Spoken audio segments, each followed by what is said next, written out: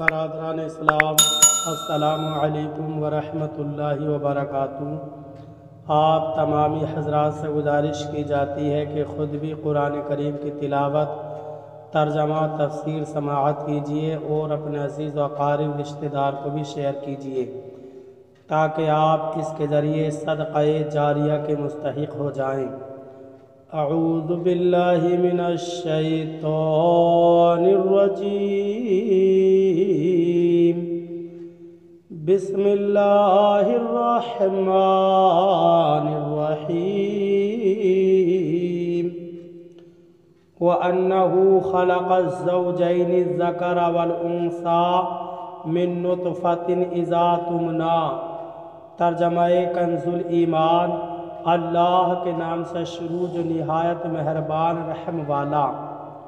اور یہ کہ اسی نے دو جوڑے بنائے، نر اور مادہ، نطفے سے جب ڈالا جائے۔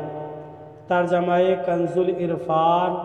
اور یہ کہ اسی نے نر اور مادہ دو جوڑے بنائے، نطفے سے جب اسے ڈالا جائے۔ وَأَنَّهُ خَلَقَ الزَّوْجَيْنِ، اور یہ کہ اسی نے دو جوڑے بنائے۔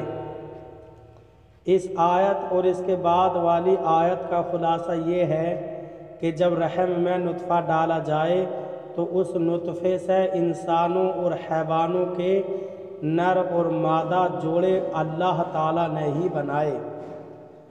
اس سے اللہ تعالیٰ کی قدرت معلوم ہوئی کہ سانچہ ایک ہے مگر اس میں بننے والے برتن مختلف ہیں، کہ ایک رحم ایک ہی نطفہ مگر کبھی اس سے لڑکا بنتا ہے، کبھی لڑکی، کبھی نر کبھی مادہ۔ سبحان اللہ۔ اللہ تعالی ہمیں قرآن کریم پر صحیح معنی میں عمل کرنے کی توفیق عطا فرمائے۔ آمین ثم آمین یا رب العالمین۔